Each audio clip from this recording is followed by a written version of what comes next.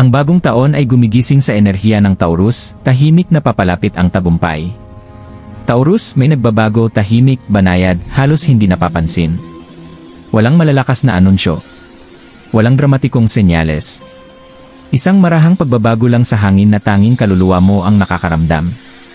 Habang nagsisimula ang bagong taon, mapapansin mo ang mga sandali ng katahimikan na kakaiba ang pakiramdam. Hindi bakante. Hindi malungkot. Kundi payapa. At ang kapayapaang iyon ay hindi aksidente. Iyan ang tunog ng tagumpay na dumarating ng walang ingay. Hindi lahat ng tagumpay ay dumarating na may palakpakan. May ilan na dumarating ng marahan, parang bulong ng universo na nagsasabing, handa ka na. Hindi lahat ng biyaya ay maingay.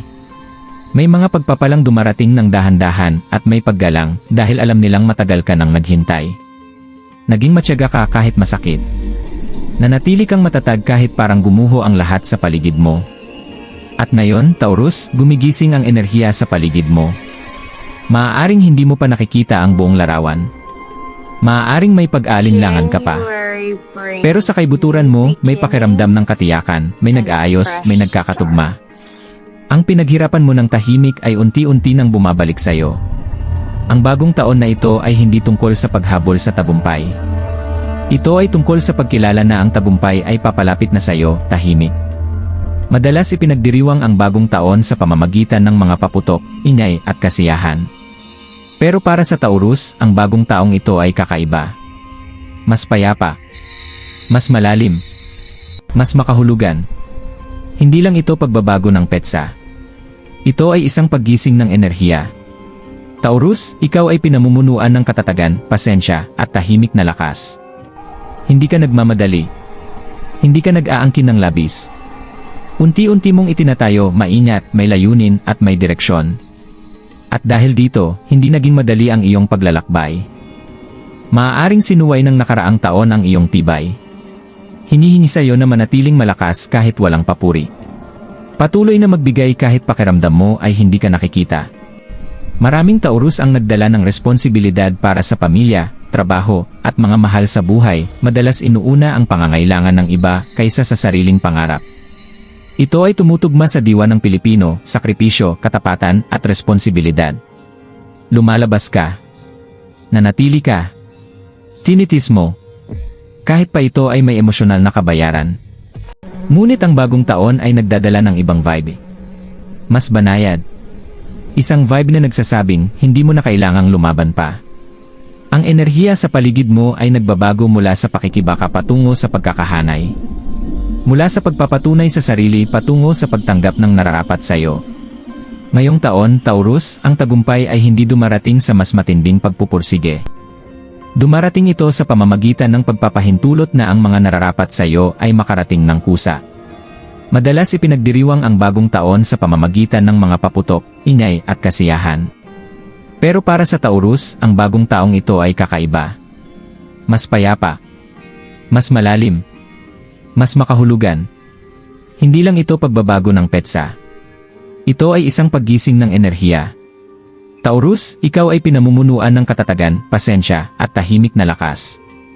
Hindi ka nagmamadali. Hindi ka nag-aangkin ng labis. Unti-unti mong itinatayo, maingat, may layunin, at may direksyon. At dahil dito, hindi naging madali ang iyong paglalakbay. Maaaring sinuway ng nakaraang taon ang iyong tibay. Hinihingi sa iyo na manatiling malakas kahit walang papuri. Patuloy na magbigay kahit pakiramdam mo ay hindi ka nakikita. Maraming Taurus ang nagdala ng responsibilidad para sa pamilya, trabaho, at mga mahal sa buhay, madalas inuuna ang pangangailangan ng iba kaysa sa sariling pangarap. Ito ay lubos na tumutugma sa diwa ng Pilipino, sakripisyo, katapatan, at responsibilidad. Lumalabas ka. Nanatili ka. Tinitis mo. Kahit pa ito ay may emosyonal na kabayaran. Ngunit ang bagong taon ay nagdadala ng ibang enerhiya. Mas banayad. Isang enerhiya na nagsasabing, hindi mo na kailangang lumaban pa. Ang enerhiya sa paligid mo ay nagbabago mula sa pakikibaka patungo sa pagkakahanay. Mula sa pagpapatunay sa sarili patungo sa pagtanggap ng nararapat sa iyo. Ngayong taon, Taurus, ang tagumpay ay hindi dumarating sa mas matinding pagpupursige. Dumarating ito sa pamamagitan ng pagpapahintulot na ang mga nararapat sa iyo ay makarating ng kusa. Habang umuusbong ang bagong taon, ang unang senyales ng pagbabago ay maaaring hindi tagumpay mismo, kundi kapayapaan.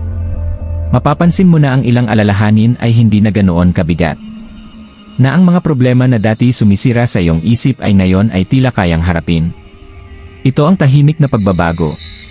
Ang tagumpay ay hindi laging dumarating bilang pera o pagkilala muna. Minsan, dumarating ito bilang kaliwanagan. Bilang mga payapang umaga. Bilang pakiramdam na hindi mo na kailangang patunayan ang sarili mo. Unti-unting nagkakahanay ang maliliit na bagay. Mas maayos ang daloy ng pag-uusap. Mas malinaw ang mga desisyon. Nagsisimula kang magtiwala muli sa sarili mo. Taurus, ang enerhiya mo ay nagiging kaakit-akit, ngunit sa banayad na paraan. Maaaring dumating ang mga oportunidad ng hindi inaasahan. Hindi pinipilit. Hindi hinahabol. Basta ibinibigay. Maaaring maramdaman mo ang paghanga sa mga bagong ideya. O muling pagkonekta sa mga lumang pangarap na minsang inilapag mo. Hindi ito mga random na kaisipan. Ito ay mga senyales. Sinasabi ng universo, ngayon. Dahil ang Taurus ay dahan-dahang bumubuo, ang tagumpay mo rin ay dumarating ng dahan-dahan, ngunit matatag. Kapag dumating, nananatili ito. Ito ay hindi pansamantalang swerte. Ito ay pinaghirapang katatagan. Bumabalik ang iyong tiwala sa sarili, hindi yung maingay o mapagmalaki, kundi yung matatag at tahimik. Naalala mo kung sino ka nang hindi na kailangan ng pagpapatunay mula sa iba. Ang paggising na ito ay emosyonal, espiritual, at napaka-personal. Hindi ka na pumapayag sa kakaunti lang para lang mapanatili ang kapayapaan. Pinipili mo ang iyong sarili ng may grasya. Para sa maraming Filipino na Taurus, mahalaga ang pananampalataya dito. Magtiwala sa Diyos. Magtiwala sa tamang panahon. Magtiwala na ang nakalaan para sa iyo ay hindi ka mamimiss. Natututo kang ang mga pagkaantala ay hindi pagtanggi. Ito ay proteksyon lamang. Bumabukas muli ang iyong puso, ngunit ngayon ay may karunungan. Mas malakas ka, ngunit mas mahinahon. Mas matalino, ngunit may pag-asa. Ito ang enerhiya ng Taurus sa pinakamataas na anyo, matatag sa lupa, matiisin, at hindi matitinag. Tumingin ka sa paligid. Mapapansin mo na ang mga pinakamalalakas magsalita ay madalas ang pinakagulo sa loob. Hindi iyon ang iyong landas. Hindi kailangan ng tagumpay mo na ipahayag ang sarili. Dumarating ito ng tahimik dahil ito ay totoo. Ngayong taon, ang tagumpay ay maaaring dumating bilang katatagan. Bilang respeto. Bilang emosyonal na seguridad. Bilang pag-unlad sa pananalapi na dahan-dahan ngunit patuloy, hindi biglaan.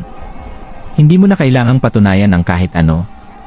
Mapapansin ng ibang tao ang pagbabago nang hindi mo kailangan magsalita. Ito ang kagandahan ng tagumpay ng Taurus, payapa. Ang tungkulin mo ngayon ay simple, huwag magmadali. Iwasan ang paghahambing ng iyong oras sa iba. Ang nakalaan para sa iyo ay dumarating sa sariling paraan. Magtiwala sa iyong bilis. Pangalagaan ang iyong kapayapaan. Manatiling pare-pareho, hindi desperado. Bitawan ang sobrang pag-isip. Ang landas ay unti-unti nang nabubuo sa ilalim ng iyong mga paa. Naghintay ka dahil nagiging sapat ang iyong lakas para hawakan ang darating. Kung dumating ito ng mas maaga, baka nasira ka. Ngayon, ito ay magpapatibay sa iyo. Hindi ka kailanman nakalimutan. Ikaw ay inihahanda para sa isang bagay na tatagal. Ipinapangako ng taong ito ang balanse. Payapang paglago. Pangmatagalang tagumpay. Hindi kaguluhan. Hindi kalituhan. Kundi maayos at tuloy-tuloy na pagkakahanay. Ipinapangako ng taong ito ang balanse. Tahimik na paglago. Pangmatagalang tagumpay. Hindi kaguluhan. Hindi kalituhan. Kundi matatag at tuloy-tuloy na pagkakahanay.